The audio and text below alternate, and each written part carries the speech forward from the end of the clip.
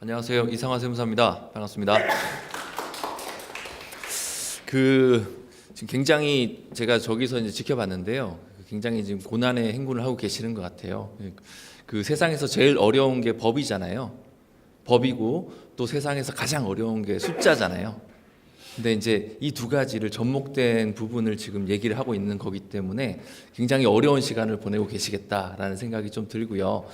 세 번째 주제를 지금 말씀드리는 입장에서는 일단 주제로서는 조금 성장하는 이제 기업들 같은 경우에 어떤 식으로 해야 될까라는 부분들. 근데 저희가 이제 스타트업이라고 하는 부분 저도 이제 상담을 해보다 보면은 어찌 보면은 실질적으로 내가 사업을 해가지고 세금 내는 것도 굉장히 중요하지만은 저희가 이제 꿈꾸는 것들, 저희가 이제 대표님들을 상담을 해보다 보면은 내가 얼마만큼 누군가에게 투자를 받아가지고 내가 이거를 수익을 좀 실현을 하고 내가 하고자 하는 방향에 대해서 어떻게 가고 싶다라는 이 본질적인 부분에 대해서 같이 좀 이제 상의를 하고 싶은 사람들이 좀 필요한데 이런 부분을 조금 대변해 줄 수 있는 세무사님들은 좀 적지 않을까라는 생각을 좀 가지고 있고요. 그래서 강의를 담고 있는 주제들도 복잡한 세금 얘기를 해봤자 오늘 여기 나가시는 순간에 모든 것을 정말 기가 막히게 전부 다 잊어버립니다. 그렇기 때문에 그래도 내가 이렇게 들었을 때에 이것만은 좀 기억하자라는 거를 제가 좀 나가실 때 한 두 가지 정도 기억이 난다 그러면 제가 강의를 좀 잘한 것 같고요. 그게 아니면은 제가 강의를 못했다라고 좀 생각을 이제 저는 개인적으로 하려고 합니다.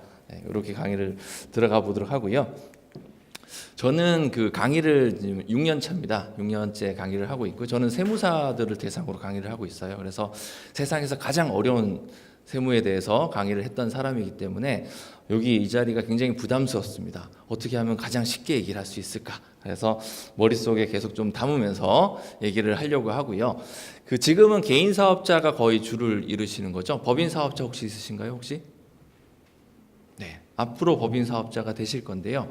법인 사업자가 되시는 분들은 이따가 나중에 제일 많이 저희가 나오는 질문 리스트가 있어요. 법인이 좋은가, 개인이 좋은가? 질문들. 근데 법인이 좋은 거는 세금적인 혜택도 있을 거다라는 생각이 들지만은 제일 좋은 거는 투자금을 유치를 받으실 수가 있습니다. 그럼 개인은 왜 못 받나? 이런 생각을 하실 거잖아요.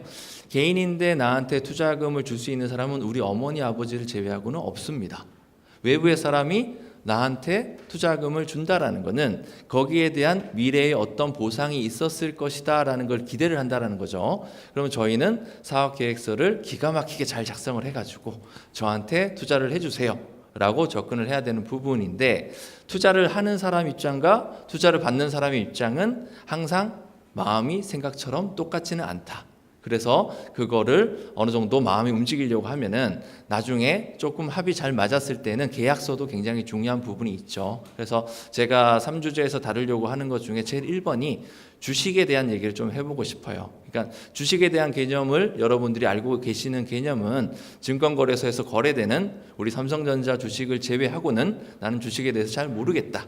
근데 여러분들이 나중에 이제 미래에 CEO가 되시고 나서 지금 개인 사업자를 하시다가 이제 법인으로 하실 거예요. 아이템이 좋으면 좋을수록 주변에서 가장 가까운 지인들도 내가 5천만 원 투자할게, 내가 1억 투자할게 그런 얘기를 들어보신 적이 있을 거예요. 근데 이거를 잘 모르면은 서로 우왕좌왕해요. 그래서 돈 받는 거에만 급급해가지고 일단 받아놓으면은 나중에 어떤 문제가 생기냐면은 잘 안 되면은 저희가 걱정할 일이 없어요. 근데 잘 됐을 때. 그럼 얼마만큼을 저 사람한테 보상을 해줘야 되는 부분인지 그거를 계약서에 나름대로의 형식으로 갖춰놓는 게 주식이라고 보시면 되겠습니다. 그래서 짧게는 한 1년 내에 오실 수도 있고 조금 길게는 조금 시간이 걸릴 수도 있겠지만은 나가실 때 그래도 주식이라는 게 어떤 거다라는 생각은 조금 가지고 계시면 좋겠다. 그러면 여기 써놓기는 했지만은 사실상 이거는 제가 보고 얘기할 필요는 없을 것 같고요.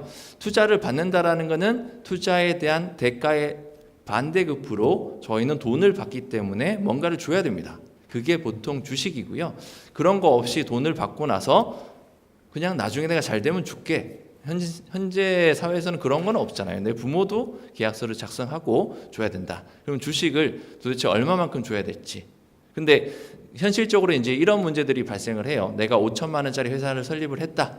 그러면 내가 100% 주식을 다 가지고 있었는데 어느 날 누군가가 내 사업 아이템을 보고 너무 좋다. 그래서 5억 원을 투자를 하겠다라는 의사를 밝히면은 그냥 산수로 계산을 해보면은 5억 5천이 되는 개념이니까 거기에 내가 가지고 있는 지분은 상당히 줄어들게 될 수밖에 없잖아요. 근데 나중에 사업을 이제 잘 하시고 나면 어떤 부분이 생기냐면은 이 주식은 외부에다가 팔 수는 없지만은 이 주주가 주식을 많이 가지고 있는 사람이 대표이사를 언제든지 자를 수도 있습니다. 몇 프로가 가지고 있으면 날릴 수 있을까요? 67.7%를 가지고 있으면은 상대방의 동의 없이 내 마음대로 대표이사를 날릴 수 있습니다. 그래서 그 창업을 하실 때 어떤 혹자분들이 한 70% 정도는 가지고 있어라, 이 얘기를 아마 들어보셨을 거예요. 그래서 오늘 나가실 때 앞으로 나중에 투자를 유치를 받는다 그러면은 나는 내 우호 지분을 포함해서 70%는 무조건 가지고 있어야 된다. 그래서 같이 또 동업하시는 분들 있잖아요. 보통 뭐 종업원으로 들어오시는 분도 있을 것이고, 그래서 스톡옵션 개념으로 한 10%, 20%, 30% 이렇게 주시는 분들이 있어요. 나중에 아주 땅을 치고 구애를 하십니다. 그래서 나중에 투자를 받으시려고 한다 그러면은 이거 하나만 머릿속에 기억하시면 돼요. 이자가 아깝더라도 이자를 주시는 게 훨씬 낫다. 내가 사업이 망할 예정이다라고 한다 그러면은 주식을 얼마든지 주셔도 됩니다. 근데 우리가 앞으로 하는 아이템들이 괜찮은 아이템이고 내가 잘 될 수 있다라고 한다 그러면은 주식을 주는 게 훨씬 좋다. 그럼 거꾸로 얘기하면은 상대방도 나만 똑똑한 게 아니잖아요. 상대방도 분명히 나한테 접근할 때는 그냥 이자를 받는 목적으로 한다 그러면은 이자의 조건을 높게 살 것이고요. 그게 아니라 미래 가치가 너무 높아 보여요.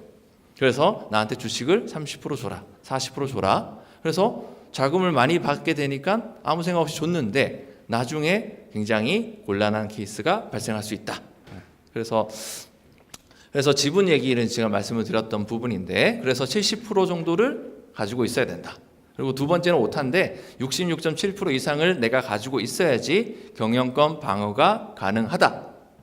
왜냐하면 특별결의 사항이 대표이사를 날릴 수 있는 게 특별결의 사항이거든요. 그래서 TV 드라마 보면은 주주들이 나와가지고 대표이사가 경영 실적에 대해서 보고하는데 대표이사를 해임권을 건의합니다 해가지고 대표이사를 이제 해임을 시키는 케이스들, 그게 주식의 의결 주식권의 3분의 2 이상을 가지고 있어야 돼요. 물론 발행주식 총수의 3분의 1 이상이 가지고 있는 사람과 플러스지만은 아무것도 무시하고 다 날려버릴 수 있는 사람은 66.7%를 가지고 있으면은 그냥 날릴 수 있다. 그래서 내가 남한테 주식을 주더라도 내 지분은 꼭 66.7% 정도는 가지고 있어야 된다.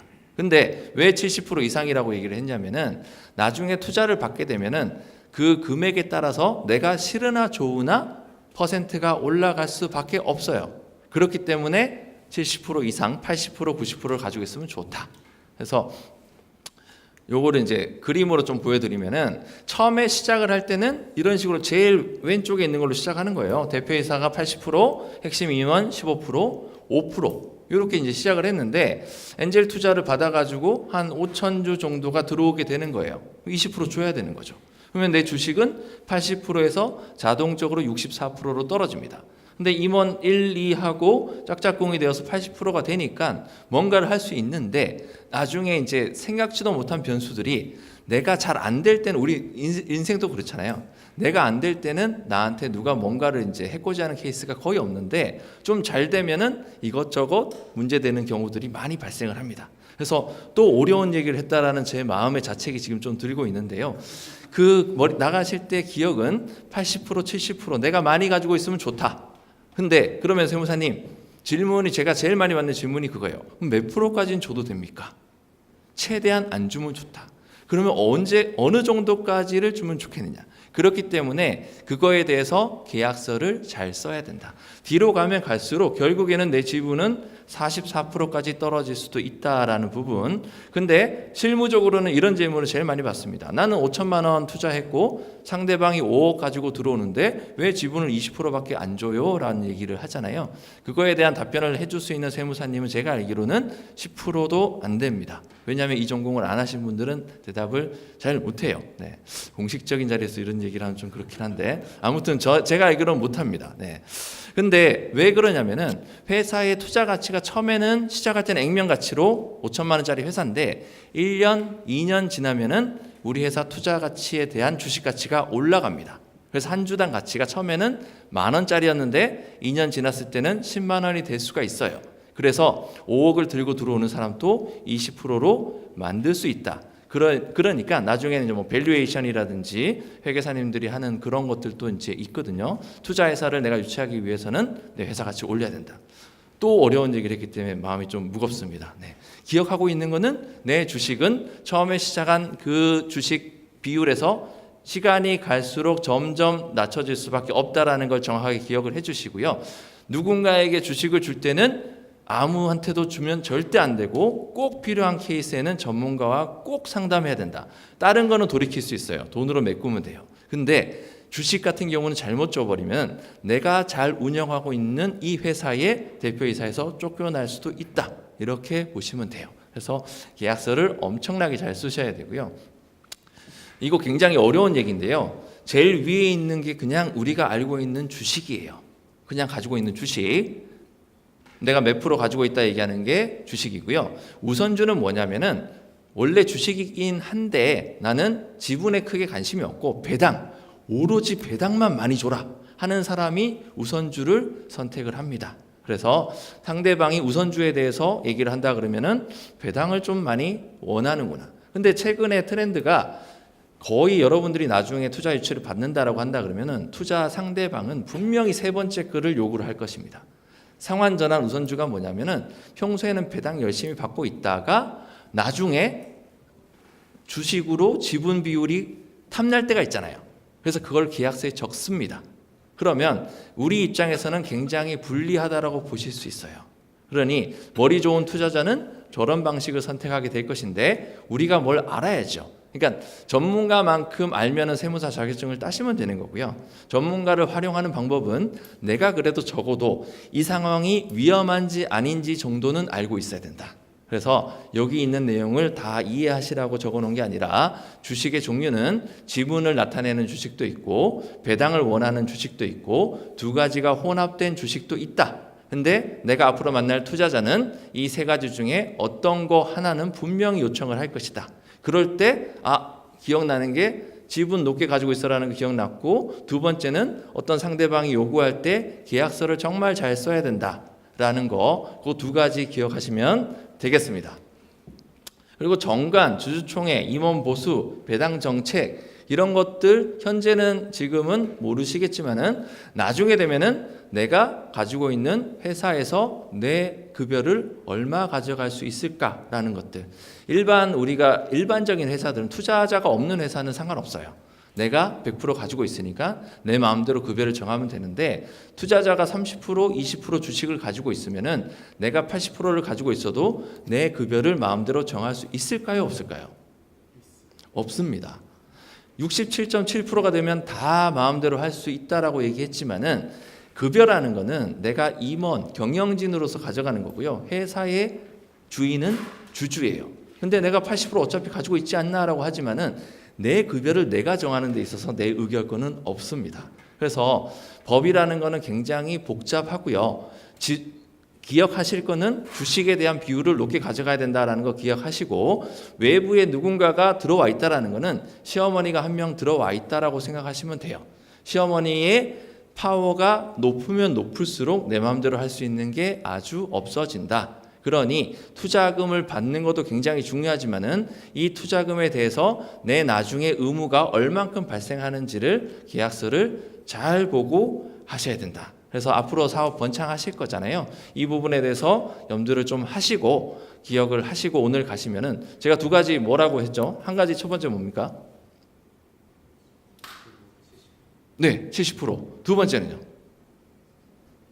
계약서. 네, 오늘 강의 여기로 마치도록 하겠습니다. 감사합니다.